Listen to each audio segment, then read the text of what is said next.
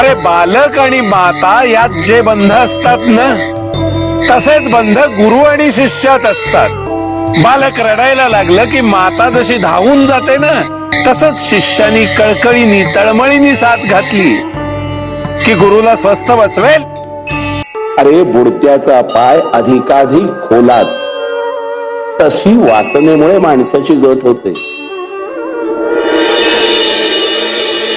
या वासनेपायी माणसाला जन्म मरणाच्या फेऱ्यांमध्ये अडकून पडावं लागतं. मोक्षाच्या मार्गातली ती एक भोन ठरते. म्हणून आम्ही आमच्या भक्तांना या जंजाळापासून दूर ठेवण्याचा प्रयत्न करतो.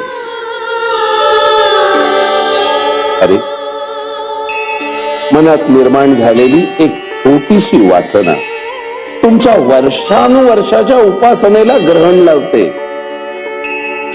मोक्षाच्या मार्गात निर्माण झालेली वासना तुम्हाला शेकडो हजारो पावलं मागे घेऊन जाते.